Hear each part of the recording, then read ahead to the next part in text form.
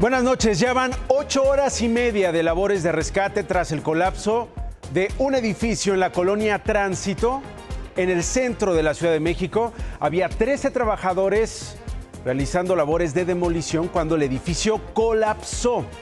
4 hombres quedaron atrapados, uno falleció, otro fue rescatado con vida y 2 más siguen a esta hora de la noche bajo los escombros. Se trata del inmueble ubicado en San Antonio Abad número 124 en la colonia Tránsito, prácticamente frente a la estación del mismo nombre de la línea 2 en la alcaldía Cuauhtémoc. Es un inmueble particular en el que la empresa Demet trabaja en su demolición.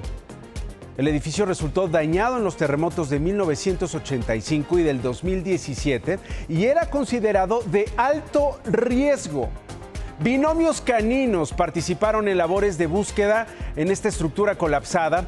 La secretaria de Protección Civil de la ciudad, Miriam Urzúa, informó de los trabajos de rescate a esta hora de la noche. Todavía tenemos dos trabajadores que no hemos podido encontrar.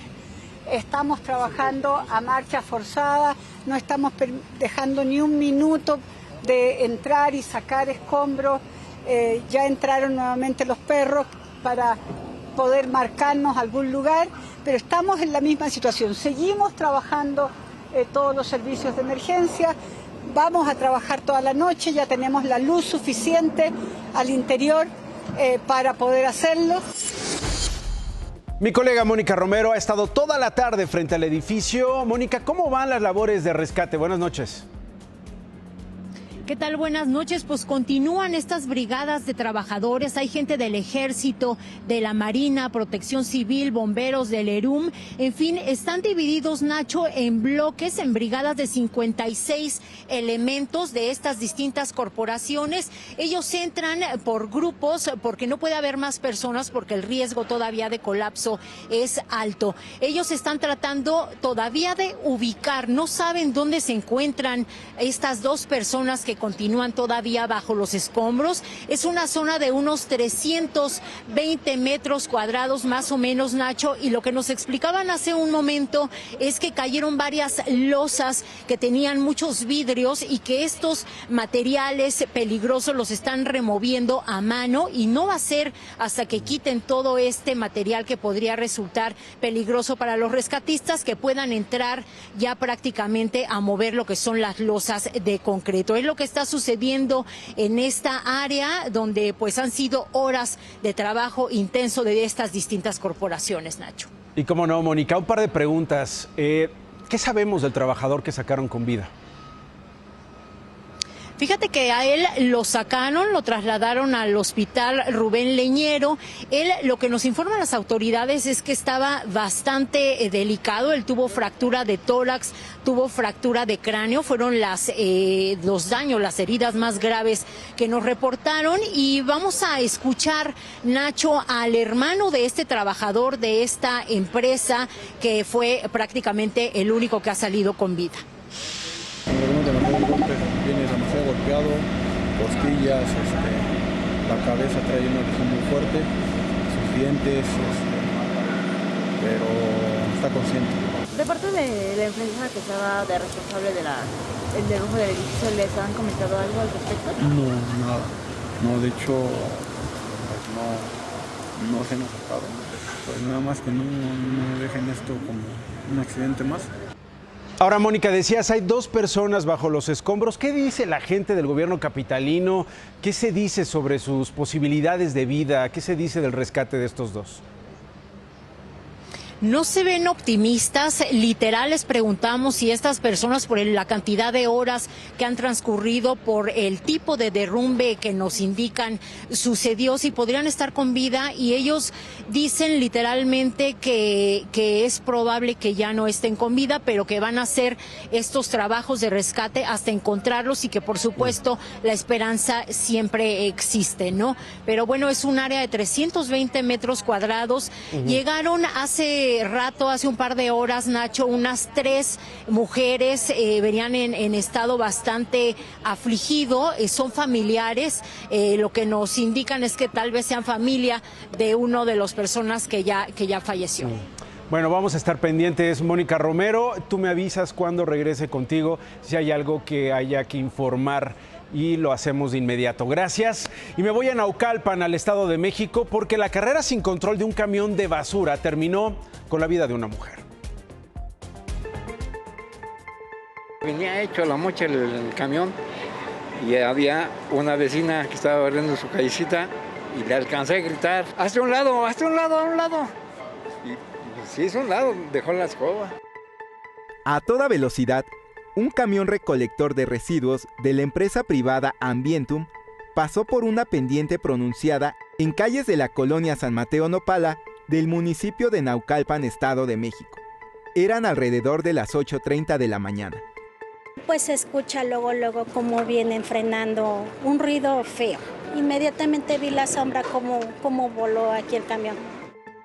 El camión destruyó todo lo que encontró a su paso: banquetas, un muro de contención, jardineras y escaleras.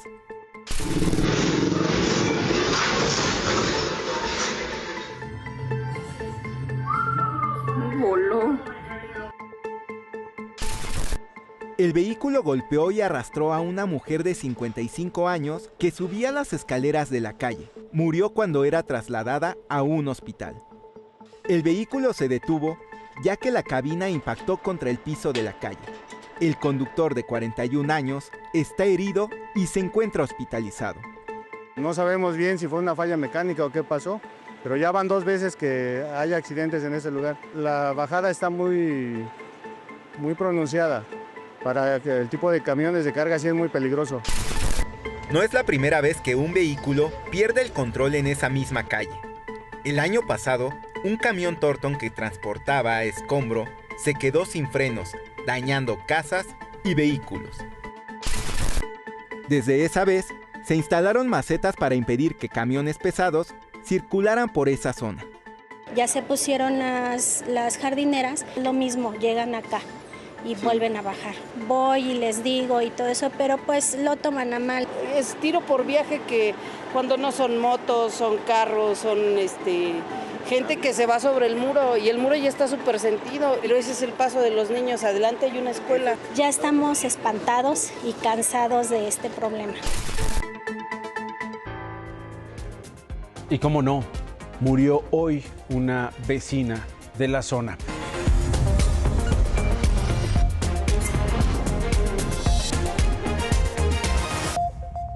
La de hoy, la influencer llamada Evelyn Villa fue atacada en su propia casa y a plena luz del día. Sus cámaras de seguridad captaron el momento.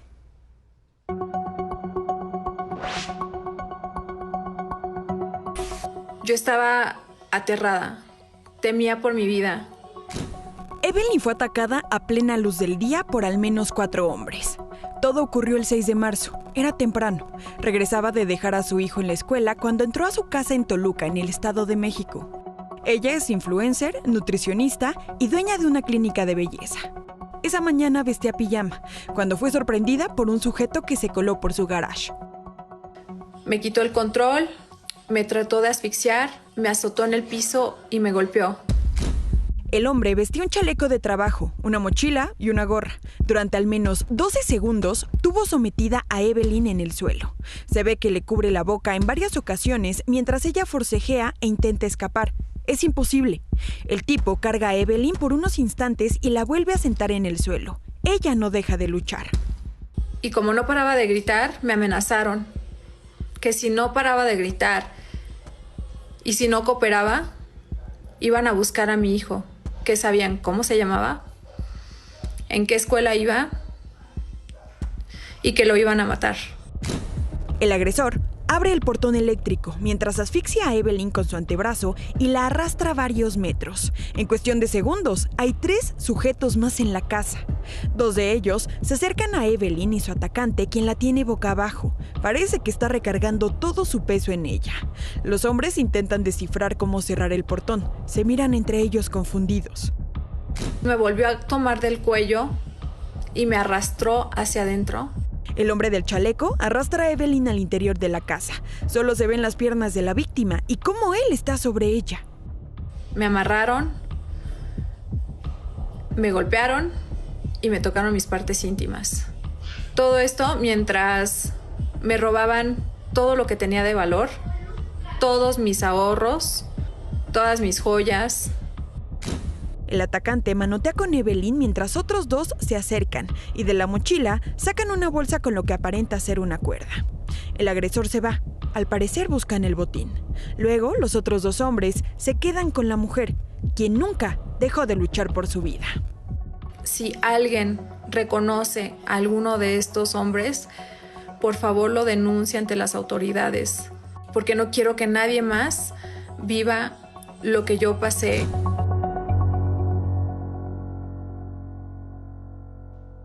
La Fiscalía General de Justicia del Estado de México nos informó que hay una carpeta de investigación por los delitos de robo y robo con violencia, pero eventualmente podrían agregarse más delitos. 3 días después, siendo lunes, no hay un solo detenido.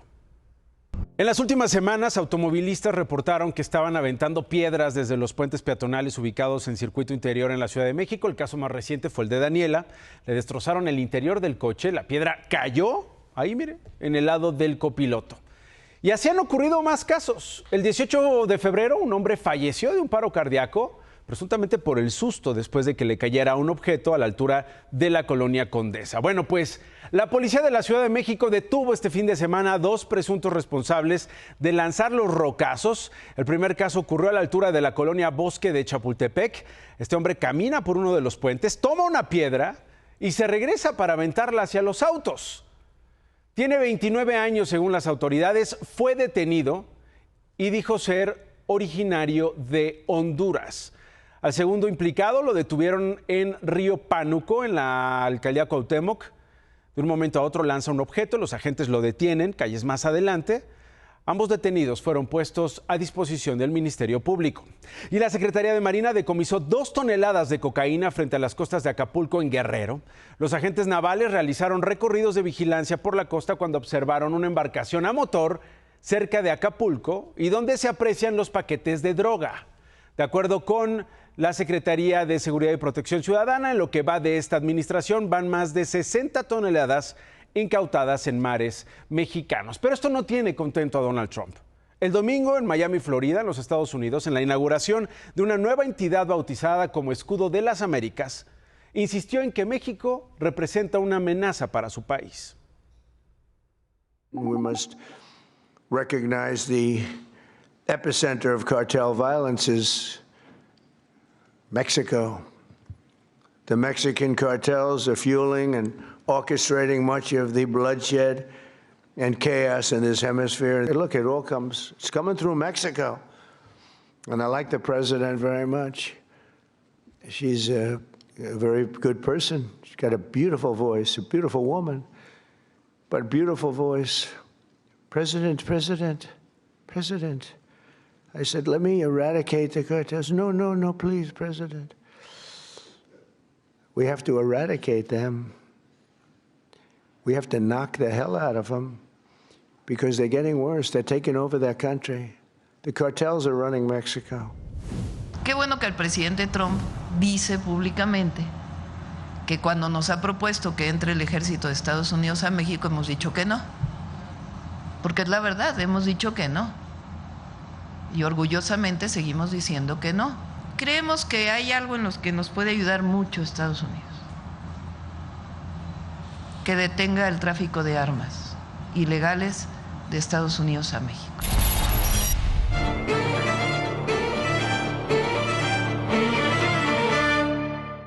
Ayer miles de mujeres salieron a marchar por el país en el Día Internacional de las Mujeres con diversas consignas. Tengo miedo a no volverla a ver. Tengo miedo a morir sin poder encontrarla. Son madres, hijas, hermanas, amigas. Ayer marcharon para alzar la voz, esa que a veces no se escucha. Gritaron para evitar que su peor pesadilla se vuelva realidad. ser parte de las cifras de desaparecidos o convertirse en una madre buscadora. No, la cifra oficial fue de 120,000 mujeres.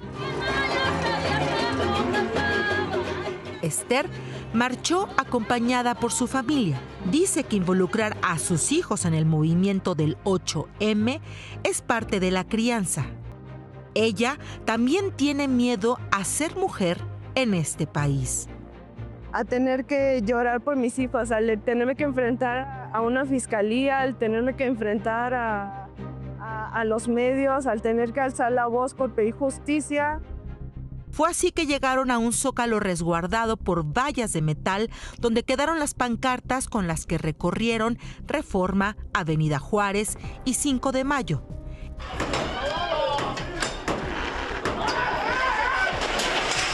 Mientras caía el sol, apareció el bloque negro. Las puertas de uno de los edificios del gobierno capitalino fueron el blanco. Por estos hechos, hubo 8 hombres detenidos.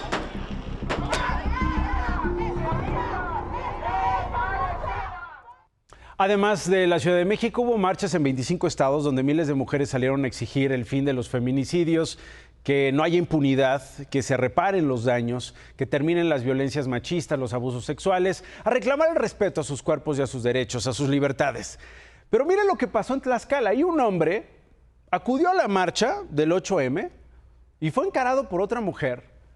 Este hombre traía pintas en solidaridad con ellas, pero vean lo que se encontró. ¿Tú qué sabes?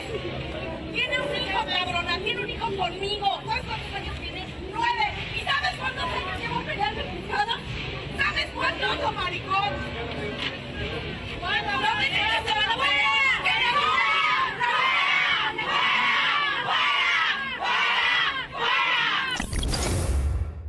Y lo corrieron. En Querétaro, un fotógrafo fue captado pateando el rostro de una manifestante. Ahí se observa que antes de la patada aparentemente existe un intercambio de palabras, incluso posibles insultos. Bueno, ahí está la escena. El hombre huyó del lugar. En Toluca, en el Estado de México, el bloque negro brincó las protecciones. Hubo pintas en Palacio de Gobierno, Municipal y en las sedes del Poder Legislativo y Judicial. En Oaxaca también hubo presencia del bloque negro, incendiaron una sucursal bancaria y algunos negocios del centro. Bomberos fueron agredidos con botellas de agua cuando intentaban sofocar el incendio del banco. El viernes le presenté imágenes de las inmediaciones de la Universidad Autónoma del Estado de Morelos, donde los estudiantes denuncian falta de seguridad y aseguran que cualquier persona puede ingresar. Esto después de 2 feminicidios en menos de 20 días. Hoy el gobierno de Morelos presentó un plan integral de seguridad universitaria. Se van a instalar 9 módulos en 9 sedes, 4 de ellos en Chamilpa. Habrá arcos de seguridad, C5, cámaras de reconocimiento de placas.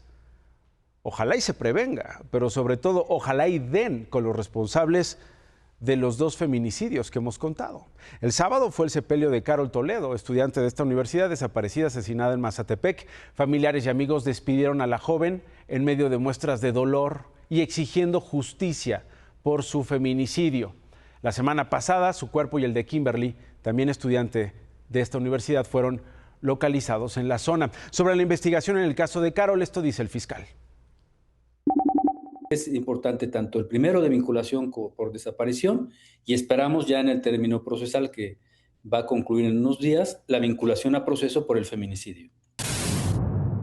El fin de semana se celebró el 7º Consejo Nacional de Morena, donde se aprobaron lo que diría yo que son reglas para no respetar las reglas, porque van a definir coordinadores de comités de defensa para la transformación. O sea, como le decimos usted y yo, precandidatos a gubernaturas o a puestos de elección popular.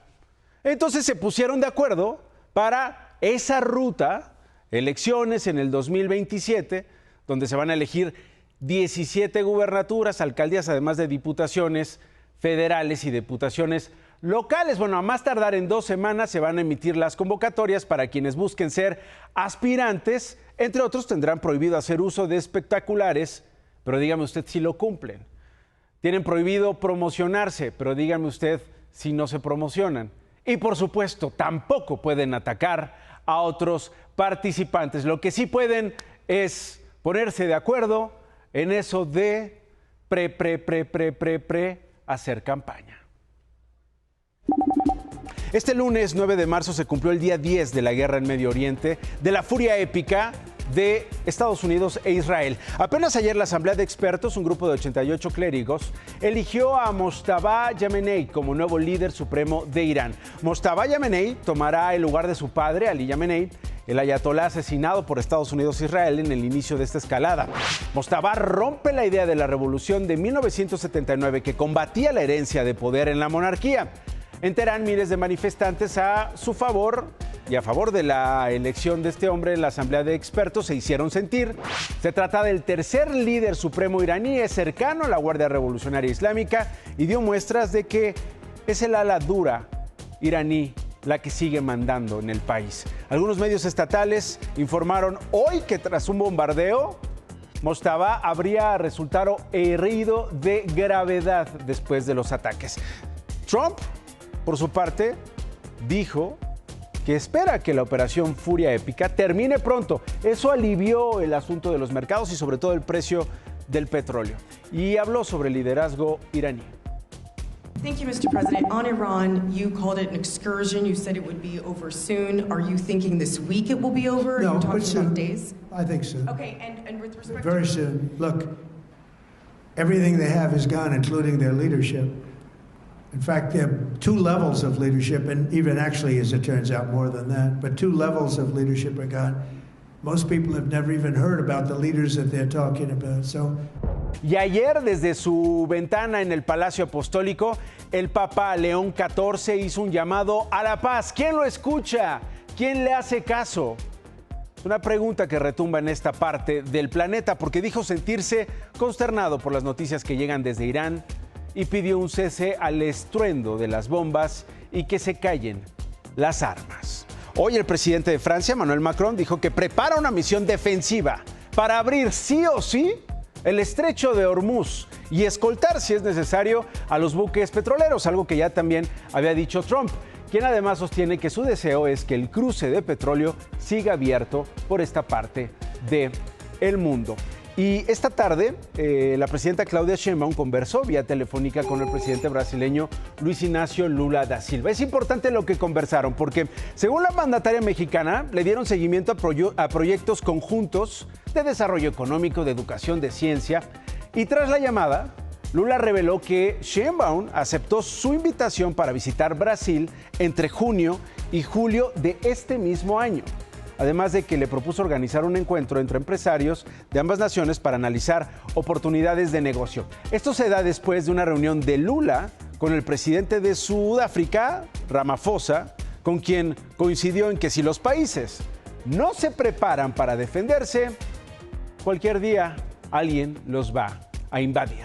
De vuelta a México, la presidenta inauguró el Hospital de Oncología para la Mujer de la Ciudad de México. La unidad médica operará con un modelo integral de atención oncológica para mujeres que incorpora inteligencia artificial, diagnóstico oportuno y el inicio de tratamientos en un plazo máximo de 30 días. Y lo más importante es que está garantizado que en 30 días inicie el tratamiento. Parte del problema que tenemos en México es que se hace el diagnóstico, hay mastógrafos o hay campañas y después, debido a la falta de o a que no hay suficiente espacios para la atención, tarda mucho la atención y es justamente ahí donde tenemos lamentablemente muertes por cáncer de mama o cervicuterino. Más noticias. El coordinador de los diputados de Morena, Ricardo Monreal, reconoció la posibilidad de que la reforma electoral presentada por la presidenta Claudia Sheinbaum no sea aprobada. El PT y el Verde ya adelantó su voto y veo difícil que cambien su opinión. Sin embargo, yo he tenido reuniones con ellos. En el Estado de México fue detenido Luis Antonio, el Negro, por su posible participación en el incendio de una tienda de conveniencia en Valle de Chalco, donde el niño Henry, su papá y otro hombre resultaron heridos. Eric Valencia Salazar, el 85, uno de los fundadores del cártel Jalisco Nueva Generación, se declarará culpable de narcotráfico el 7 de abril en una corte del Distrito de Columbia. Estados Unidos lo acusa de fabricación y distribución para la importación ilegal de narcóticos.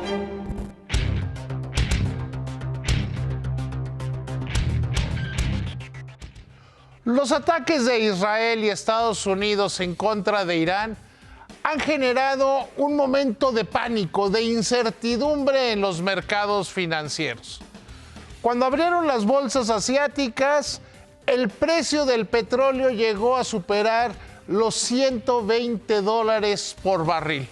Después bajó por dos cosas. Una, porque hubo una llamada entre Putin y Donald Trump que duró más de una hora. Porque el grupo de los 7 también decidió sacar todas sus reservas de petróleo y anunciar que ahí estarían. Pero la realidad es que está generando un panorama verdaderamente complicado.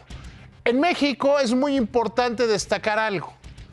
Si bien, porque luego los que extrañan a Andrés Manuel López Obrador lo presumen demasiado, ha disminuido la dependencia a las gasolinas importadas, la realidad es que 1 de cada 2 litros que se consumen de gasolina en este país vienen de importación y que México está exportando poco petróleo.